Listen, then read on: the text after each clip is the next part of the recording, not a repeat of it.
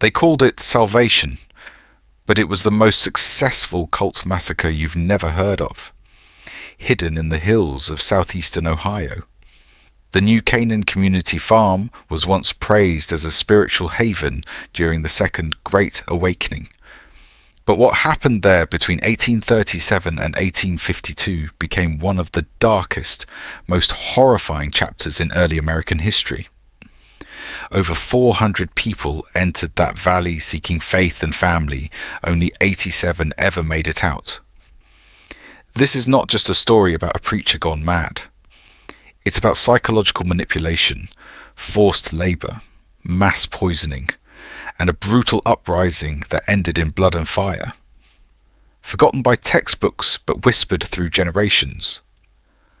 The tragedy of New Canaan is a haunting reminder that in 19th century America, not all revivals led to redemption, some led straight to hell. This is dark American history. This is cult horror rooted in reality. This is the hidden truth they try to bury. Tucked deep in the forgotten hills of southeastern Ohio lies a stretch of land no one visits after dark, a place where even the wind seems to hold its breath. Locals don't speak of it, but they know the name New Canaan, just beyond the tree line. A weather-stained stone leans crooked in the soil, its inscription barely visible: New Canaan Community Farm, 1837-1863. In God's grace we trust. That's all the world was allowed to remember. But the truth is far more horrifying. Over 234 people died there systematically, silently, and with full faith in the man who led them. Some say you can still hear the bell that once called them to prayer, long after it burned in the fire. But to understand how a dream of salvation became a machine of suffering, we have to go back to the beginning, before the blood, before the fire, before the mask slipped. There's a place in Ohio where even the maps seem hesitant to mark. No road signs point to it. No locals will guide you there. But if you drive 30 miles southeast of Athens, into the thick hills and forgotten hollows, you'll find a clearing that feels wrong the moment you step into it. Not terrifying, just off. The birds stop singing. The wind dies, and at the center, half swallowed by moss and thyme, stands a crooked stone marker no taller than your waist. Its words are nearly lost to weather. But if you look close enough, you'll read New Canaan Community Farm, 1837-1863. In God's grace we trust. That's it. No mention of the vanished families. No mention of the 234 dead. No sign that this place was once home to one of the most chilling religious communities in American history. But it's there, beneath your feet, buried in ash and silence. Locals say the soil is cursed, that nothing grows here anymore.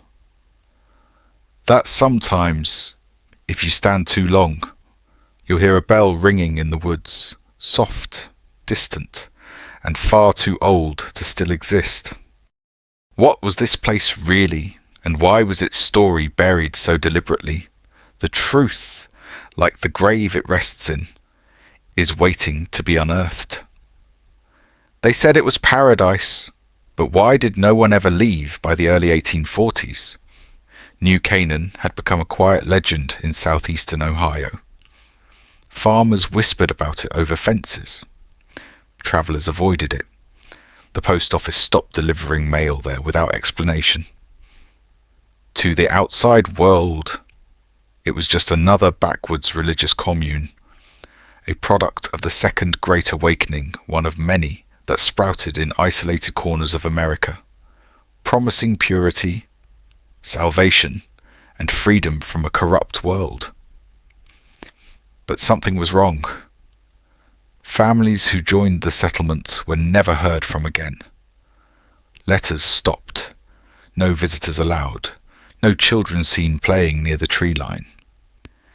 And at night, strange sounds drifted down from the hills, a rhythmic, metallic clanging, like a bell swinging from somewhere deep in the woods, always at 3:17 a.m. Some believed the settlers had become reclusive mystics. Others thought disease had taken them. But the most unsettling rumour came from a hunter who claimed to have stumbled upon the edge of the compound. He saw no people, only rows of wooden crosses and something burning underground. Whatever happened in New Canaan wasn't just spiritual, it was orchestrated. And to uncover it, we need to go back to the moment a stranger first arrived with a voice like thunder and a gospel soaked in fire. It started with a man who claimed he didn't need food, only prayer. In the winter of 1836, a figure appeared along the back roads of Vinton County. Ohio, thin, barefoot, draped in rough linen, and carrying nothing but a worn black Bible. He called himself Reverend Elijah Vale, though no church claimed him, and no records show where he came from. He spoke with the cadence of old prophets, quoting scripture most had never heard, and warning of a coming storm that would drown the wicked and lift the chosen. Locals described him as magnetic and terrifying, a preacher whose eyes never blinked and whose voice made grown men weep. Within weeks, he gathered a following: widows, drunks, orphaned boys, outcasts who claimed they saw signs in his wake, dead trees blooming overnight, birds dropping from the sky, frost burning in reverse. Elijah didn't ask for money. He asked for obedience. And when he led them into the hills to found a new Eden, they followed without question. No lawman stopped them. No church intervened. No family fought back. They simply vanished into the woods, chasing salvation. But salvation under Elijah Vale came with a price, and the first to pay would never be buried. Because the soil of New Canaan was never meant to keep the dead still. They didn't call it a cult, at least not at first. When Elijah Vale founded New Canaan in the spring of 1837, it was pitched as a refuge for the broken, the poor, and the spiritually starved. But within months, that refuge transformed into something far more controlled, far more secretive. Outsiders were banned. Members surrendered their land deeds, their last names, even their memories of the outside world. And then came the uniforms, the grey linen robes, the shaved heads, the silence. There were no mirrors, no clocks, no births recorded. Every moment, every thought belonged to Elijah. What they called devotion, the rest of us would call absolute erasure. And as his grip tightened, something began to fester beneath the surface, whispers of children disappearing, of tunnels being dug beneath the prayer hall, of sermons that ended in screams. But still, no one left. Not because they couldn't, but because they believed what was outside was far worse. And the moment that belief turned deadly began with one boy, one question, one forbidden word, and a punishment that still echoes through those woods. The first outsider to step into New Canaan and leave with their mind intact was a 14-year-old orphan named Thomas Greer, except no one believed him.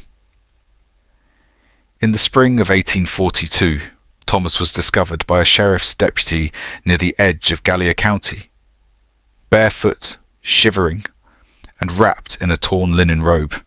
He refused to speak for days, eyes hollow, lips cracked from dehydration. When he finally spoke, his words made no sense at first. He said the sky there hummed like a beehive. He said people walked in synchronized steps, like gears in a clock. He said there were two suns, one above and one buried underground. But the most chilling claim that New Canaan had no children.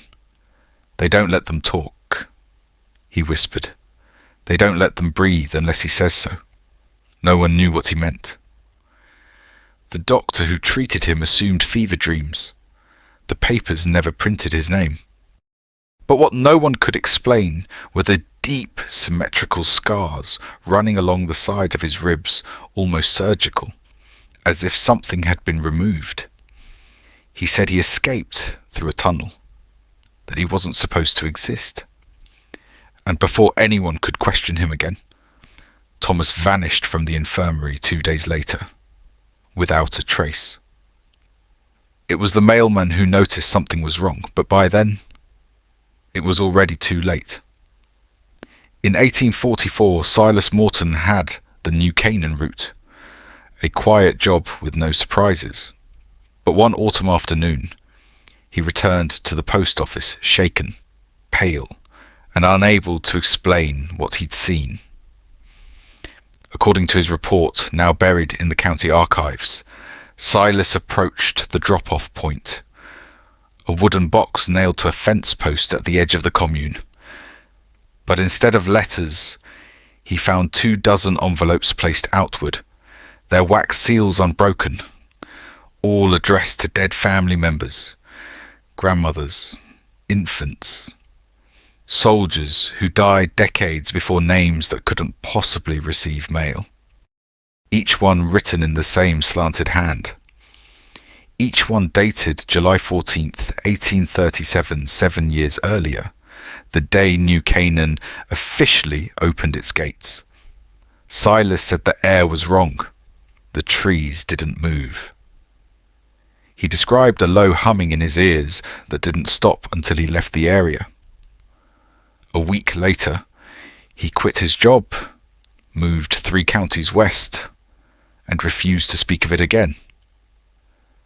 But what no one realized then was that the letters weren't meant to be sent. They were meant to be read later, as if New Canaan was writing to someone, or something else. The only known photograph of New Canaan was taken by accident, and what it captured has never been explained. In 1851, a travelling tinker named Asa Whitmore was passing through the southern Ohio hills, repairing clocks and bartering tools. He'd recently acquired a daguerreotype camera and was testing exposure times on landscapes. One image, taken near the river bend east of Vinton County, was meant to capture trees reflected in the water. But when developed, something else appeared in the frame, a line of 11 figures in identical linen robes, standing perfectly still among the trees, facing away from the camera. No faces, no motion blur, just unnatural stillness. At first, Asa assumed it was a trick of the light. But when he returned to the spot days later, the grove was empty. The underbrush had been cleared with surgical precision, and the scent of burning oil hung in the air. He showed the image to the local sheriff, who dismissed it as staged. But weeks later, Asa was found dead in his room at a boarding house, the photograph torn into 13 pieces and stuffed into his mouth. The coroner ruled it a suicide, but those who saw the photo said the shadows cast by the figures didn't match the sun, as if they weren't standing in our world at all. What happens when a place begins to rewrite its own history and erase everyone who questions it, as whispers about New Canaan spread through nearby counties? Strange events followed: missing livestock, broken compasses, and dreams shared by people who had never met. The outside world was beginning to take notice. But by the time investigators arrived, New Canaan had already begun to change its shape physically and spiritually, and one man dared to go further than anyone else. The federal marshal sent to investigate New Canaan never made it to the center of the commune, but what he saw in the outer perimeter was enough to spark an unofficial blackout. His name was Gideon Rusk, a decorated Civil War veteran turned field agent. In the summer of 1855, under growing pressure from missing persons reports, Washington quietly dispatched him with orders to observe, record, and report nothing more. Rusk's final journal entries, recovered decades later in a sealed evidence locker, describe a place where time didn't function normally. His pocket watch stopped ticking 2 miles out. Birds flew in circles overhead until dropping dead mid-air. He noted dozens of stone markers with no names, just numbers arranged in a spiral near a dried-up creek bed. But the most disturbing detail Rusk claimed, he encountered a child barefoot, silent, eyes completely black, who handed him a bundle of letters written in his mother's handwriting. His mother had died 20 years earlier. The boy vanished. That night, Rusk attempted to flee. He was found wandering barefoot near Chillicothe 2 weeks later, unable to speak, bleeding from the ears. The letters he carried were written in reverse Latin and signed by a name that hadn't appeared in public records since 1692, Elijah Vale. The strangest part was that New Canaan never appeared on any map, and yet anyone who tried to leave it behind ended up dragged back in ways they couldn't explain. In 1856, a woman named Clara Hensley, once a devoted member of the commune, managed to escape under cover of a thunderstorm. She stumbled into a logging town 60 miles east, hysterical, half-starved, and clutching a cloth pouch filled with human teeth. She told local authorities she'd buried them herself to keep the voices from knowing where she slept. She described a vast underground chamber beneath the prayer hall, where no torches stayed lit and where something ancient was sealed behind a silver gate. Clara insisted she wasn't alone down there, that others had been sent with her. But none came back. The sheriff locked her in a cell overnight for observation. By morning, her cell was empty, door still bolted. No signs of escape, and the only thing left behind was a small pile of dirt, arranged in the shape of an open eye. Weeks later, 2 more women in the commune disappeared. Both had known Clara, and both, like her, had once been pregnant. Only no one in New Canaan had ever seen a child. The further you dig into New Canaan's history, the more it feels like the town was never meant to be found, because it was never really built. It was summoned. In late 1856, a land surveyor named Thaddeus Elwyn was hired by the state to chart undocumented forested areas in southern Ohio. He had no knowledge of New Canaan, but his notes, found years later in a rusted lockbox, suggest he accidentally crossed its border after following a strange pattern of fallen trees, each snapped at the exact same height. What Thaddeus recorded over the next 48 hours defied every law of nature. He described echoes with no source, whispers in languages no one had spoken in centuries, and a sound beneath the ground like slow breathing. At the center of a clearing, he found a stone altar coated in salt and blood, surrounded by 11 evenly spaced child-sized chairs made of bone. When he tried to leave, his compass spun violently, north kept shifting, and worse, he noticed his own shadow begin to move a half-second out of sync. He was found in a state of psychosis, muttering the same phrase over and over. We are the ones who arrived too late. But what exactly had arrived first? And why were 11 seats waiting for it? What if the rituals weren't meant to worship something but to contain it, as New Canaan spiraled deeper into silence? Records stopped, names vanished from census logs, and the land itself, the soil, the trees.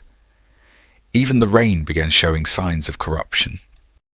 But it wasn't until one final search team entered in 1857 that the true horror clawed its way to the surface. The final search team that entered New Canaan in January 1857 was composed of 6 men veterans, ministers, and 1 geologist. Only one made it out alive, and he refused to speak a single word for the rest of his life. But his journal survived, though mostly unreadable due to water damage and burnt edges, as if someone had tried to destroy it. What little could be translated described a town with no people but filled with signs of recent life, hot meals still steaming on empty tables, candles burning in windows with no wind to disturb them, and prayers etched into the walls not in ink but in blood. Beneath the chapel, the team found a staircase that seemed to stretch down forever. One man tied a rope to his waist and descended. 27 minutes later, the rope went taut, then slack, then began to reel itself back up, slowly, as if something below had let go intentionally.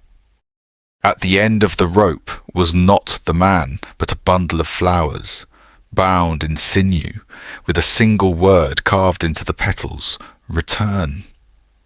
Something had been watching, and it wanted them to know. What kind of place sends you back a message made of flesh and flowers? In the remaining pages of the journal, the survivor described an impossible phenomenon, a town that rearranged itself at night. Buildings shifted locations. Doors vanished and reappeared on second floors. One member of the team carved a map into a tree to mark their path, but hours later, the tree was gone, and in its place stood a crude effigy shaped exactly like him, draped in his jacket, face down in the soil. They heard voices in the trees not calling for help, but praying for silence. The geologist began reciting verses in a language no one recognized. Eyes rolled back, weeping salt instead of tears.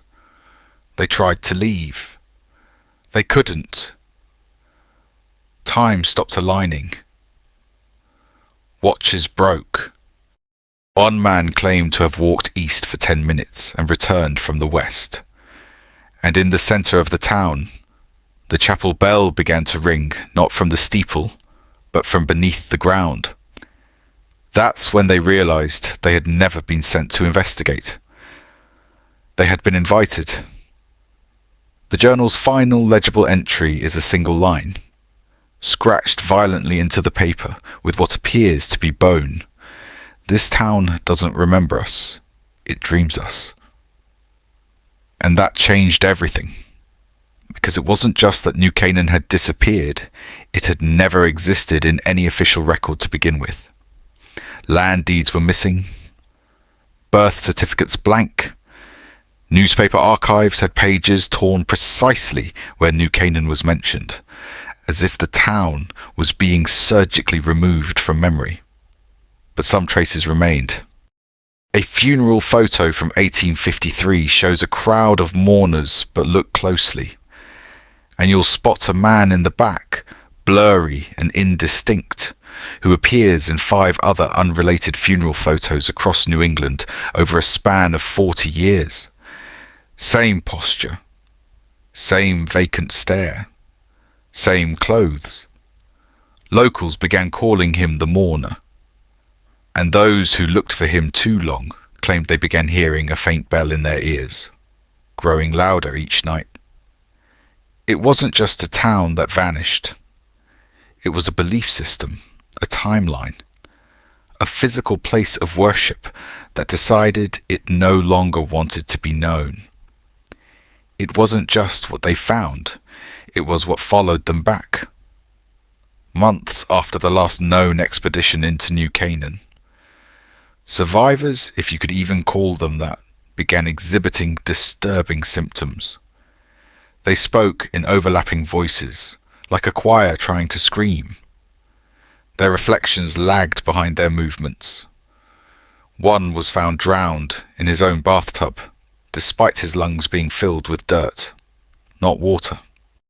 Another carved circles into his skin, whispering, "There's no centre, only echo." And then came the letters anonymous, unsigned, delivered in handwriting that experts claimed belonged to no known person. Inside were only one sentence repeated again and again.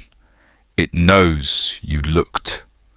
The chapel bell, long since buried beneath the earth, was reportedly heard by a radio operator in Vermont hundreds of miles away at exactly 3:13 a.m.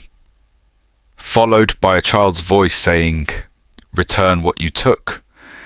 Paranormal investigators refused to speak publicly. Government officials sealed the area under the guise of environmental hazard.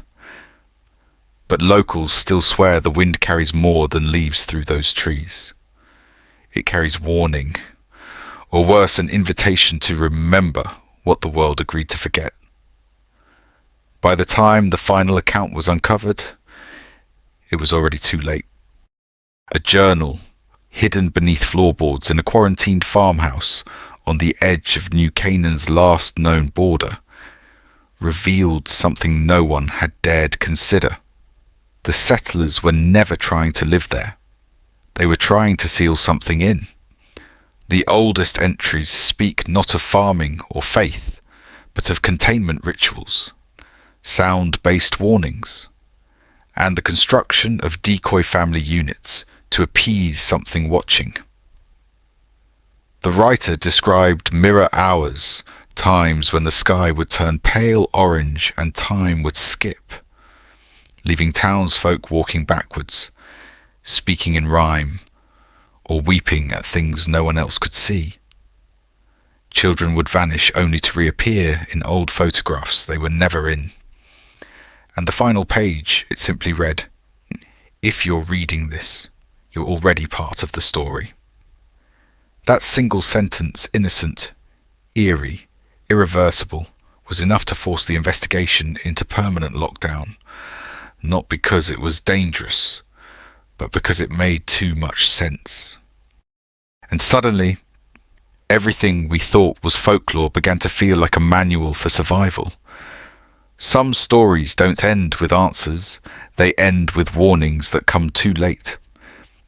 By the time modern investigators pieced together the final pattern, New Canaan was already scrubbed from satellite imagery, and those who remembered it no longer agreed on what they remembered. This isn't just a case file, it's a symptom, and the deeper you stare into it, the more it feels like something is staring back. Now, we follow the aftermath, what happened to those who survived, to those who spoke out, and to those who tried to bury the truth. Because what comes after the horror is often far more dangerous than the horror itself. Of the 12 original residents who escaped the town limits that night, only 4 could still speak coherently by the end of the year. One set himself on fire in a motel room off Route 9, muttering about the hum beneath the floorboards. Another refused to enter any building made of brick, insisting the walls remembered. The most unsettling was Claudia the youngest, who painted her face white each morning and whispered to an invisible friend named Mr. Grin, saying he promised to keep her from sinking. None of them ever truly left New Canaan. The town may be gone from the maps, its houses burned, its church razed, but whatever entered them that night, it had never left. And the more they were studied, the more investigators noticed an unspoken pattern. Those who watched the footage too many times began to forget the names of their own children. It's as if memory itself was contagious. And at the centre of it all was one silent tape, still unlabelled, still warm to the touch. The strangest part wasn't what happened that night, it was what kept happening afterward. Devices left near the old police locker began to glitch at exactly 3:17 a.m. Phones rang with static-laced whispers. One technician who had no connection to the case suffered a seizure after transcribing a phrase looped in the background. "We were never supposed to see." Those exact words appeared weeks later, carved into the frost on his bathroom mirror. Paranoia spread like a virus. Neighbors moved away. Journalists went missing. And even seasoned FBI agents withdrew their names from the file. What they feared wasn't just the presence of something evil, but the idea that it might now be embedded in them. Thought as infection, memory as breach. And as more witnesses developed nosebleeds, sleep paralysis, or unexplained missing time, one thing became chillingly clear. Whatever force had stirred in that place didn't stay buried. It followed frequencies, and anyone still watching had already tuned in. Years later, people still report dreams they can't explain, vivid nightmares of corridors that twist back into themselves, of radios speaking in their own voice, of being pulled into places with no walls, just static. One survivor of the original investigation, now committed to a psychiatric facility in Montana, scribbles the same symbol over and over, a circle fractured by 4 jagged lines. He claims it's not just a shape, it's a map for what's coming. The symbol began surfacing in graffiti across abandoned buildings, even etched onto the frost of windshields during certain winter nights. One child in Nebraska, who had never seen the original story, was found humming the same melody from the tape. How did she learn it? Her mother cried. The girl only answered, "He taught me." When asked who he was, the child's nose bled, and she whispered, "The one inside the signal." What was once thought to be a single haunting has become a kind of infection crossing states, crossing minds. And now it's not a question of whether it will return. The only question is how many of us it's already reached. They tried to destroy the original footage, burned every tape, shattered every camera, wiped every digital file clean. But something always remained. A corrupted file here, a distorted voicemail there. In one case, a technician who worked on the cleanup team was found weeks later, sitting motionless in his bathtub, eyes wide open, repeating a single phrase on loop. "It hears when we forget." Another investigator moved across the country, changed his name, went completely off-grid. But he still receives postcards blank but postmarked from places he's never been, each bearing a faint watermark of that fractured circle. Even unrelated broadcasts have been hijacked. A late-night talk show in Seattle was interrupted by a single frame of an eye, followed by coordinates that led to an abandoned silo in Colorado. No one speaks about the investigation anymore. Those who do suffer strange accidents, static-induced seizures, sudden disappearances, or worse, they're found walking highways at 3:16 a.m., speaking in tongues, bleeding from their ears. The silence that followed wasn't peace. It was a warning, a fragile pause before something begins again. Some say the circle is gone, that the house is clean, that the last trace of the incident was erased with the final blackout. But listen closely every year.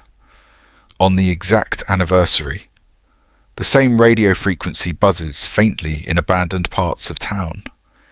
It hums only 3 notes low, then high, then silence. And if you answer it, if you even acknowledge it, you dream of the face. Not the one from the footage, the one behind the footage, the thing watching from inside the signal. Survivors report hallucinations, migraines, electrical interference. Some wake up with burn marks in the shape of concentric rings.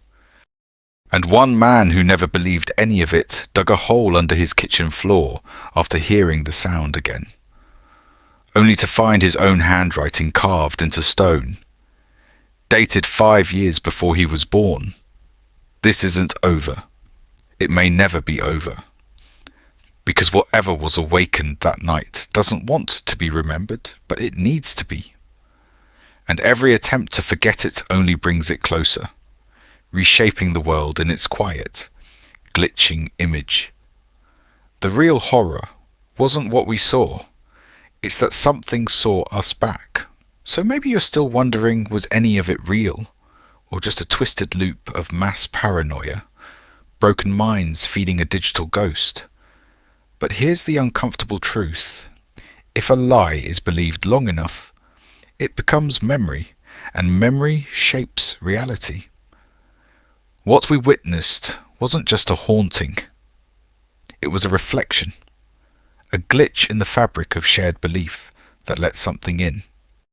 And now, the question isn't did it happen, but how long before it happens again? Because stories like this don't end, they evolve. And if you're still thinking about that hallway, that static, that name that wasn't supposed to be spoken, you're already part of it. So tell us what detail disturbed you the most. What theory makes the most terrifying sense? Drop it in the comments we're watching. Save this video in case it disappears. Share it before it's buried. And if you haven't yet, subscribe, because the next time this frequency returns, you'll want to be ready.